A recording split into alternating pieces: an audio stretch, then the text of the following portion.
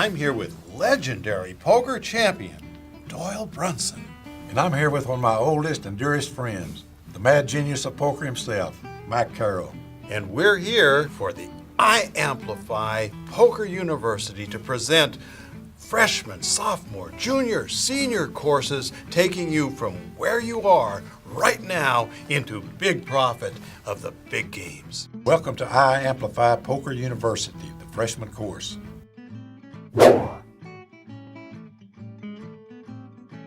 Doyle says something that is monumentally important in poker, and if you don't understand it, you're going to go broke. It's about poker and whether or not it's a game of people. Is it? Yes, poker is about people.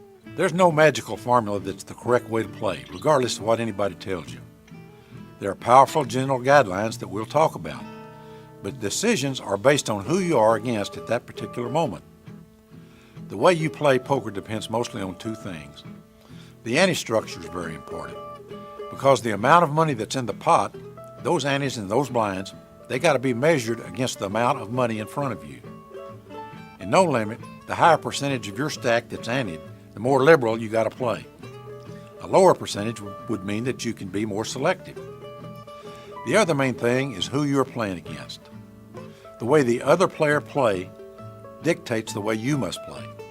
If there are wild, loose players who bet and call consistently, you're forced to play ABC poker, which means seldom bluffing or using deceptive tactics. There's no use to try to bluff a player who's almost certainly going to call you. Instead of taking chances, you just wait for the quality hands and then you punish your opponent the maximum. On the other hand, if the table is playing passively and very conservatively, then's the time to start betting and bluffing more. Always keep in mind how much money is in the pot when formulating a plan of attack. A third category of players, found commonly among the higher limits, are pros and accomplished amateurs. Now it becomes a mind game between you and the better players. Always try to get inside your opponent's head and play against him based on what you think that he's feeling at that moment. I personally like to compete against these players because it's so much more challenging. You can bring your entire arsenal of weapons into play, and the stronger-willed person will usually win. So stay very focused. If you can't understand that poker is about people and not just the cards that you hold, you'll have a tough time ever winning. Not only will you have a tough time winning, I think it's impossible for you to win. It is. I'm convinced that the top poker players would make great psychologists.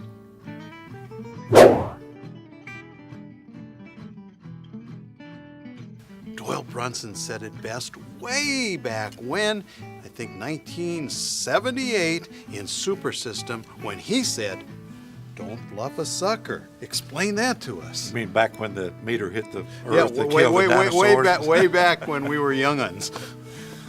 Well, I mean, that is true. It's, why bluff at somebody that's going to call you? One of my best friends was Sailor Roberts, who's passed away now, and he was one of the greatest players I ever saw. But he had a lot of bad habits, so I staked him a lot of times. And I had him staked in the World Series of Poker one time. And there was an old farmer from Nebraska, his name was Milo Jacobson. And this guy would just call everything. And Sailor kept bluffing at him. And I'll never forget how angry I got at Sailor because Milo finally called all of his money and broke Sailor. And ever since then, I've been very adamant, anybody that I had anything to do with in poker games, is not to bluff at people that are going to call you. There's a TV show called High Stakes Poker that I've played on a lot. Yeah. And I think I've played on it 12 times. I've won 12 times. I didn't know that. Yeah, it's simply because I don't try to be fancy on it. I sit down, I try to win. These guys come in, they try to bluff, and like back to the fancy play syndrome again. And it's a pleasure to play with them. Pleasure in the most profitable way.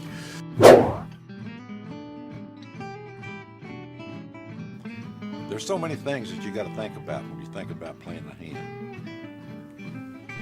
Many players go through their whole poker careers without realizing how many things there are to consider when making a poker decision.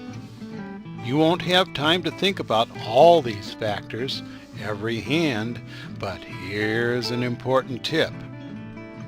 When a decision seems borderline and you can't decide, rather than just hit your head against a wall trying to re-examine what you've already considered, evaluate other things. Simply, when you're in doubt about what to do, consider more factors. All these factors contribute to your quality decisions at poker. The cards you hold, what opponents are likely to hold, what opponents are unlikely to hold, your position, the position of the player who initiated the action, how many players were dealt in, how many players are active now, pot odds, implied odds, your image, the cards on the board in Hold'em in Omaha, your opponent's exposed cards in 7 stud, the chances you will improve your hand, the chances opponents will improve their hands, previously exposed cards that have been folded in 7 stud, the previous sequence of betting,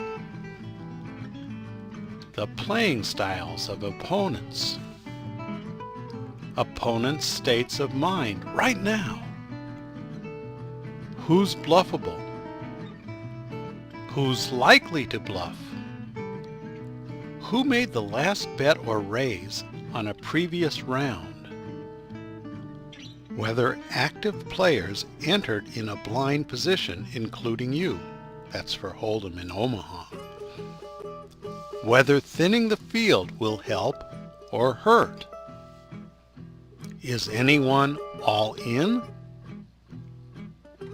Is anyone likely to be forced all in? Who's the most likely to bet if you check? Who will act after you? Can you trap opponents into betting for you? And much more. And especially if it's no limit, add these. What's the best size for a bet? Are the aggressive opponents sitting before you or after you? Are the timid opponents sitting before you or after you? Are you getting attractive odds for your call right now?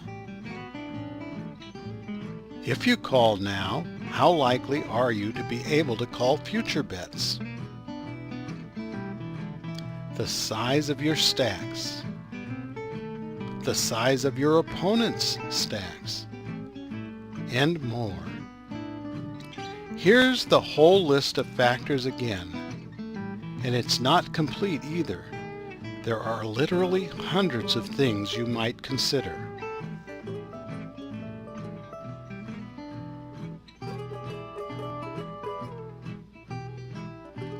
And if it's a tournament, be sure to consider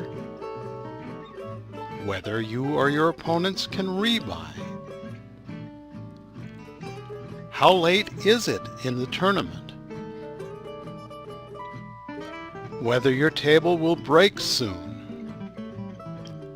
The strength of the field. The strength of the players at your table. The number of players left in the tournament. The number of players at your table. How far you are away from reaching the money. How big your stack is relative to the size of the blinds or antes. Who has the biggest stacks at your table? Who can be forced all in at your table? Whether you're in danger of being blinded out. when the stakes will be increased, what the stakes will be at the next level, and more. Once more, here's the entire but partial list of factors one last time.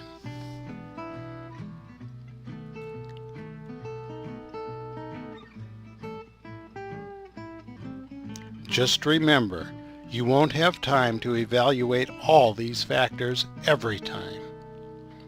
But when the first things you focus on don't lead to a clear decision, evaluate more factors.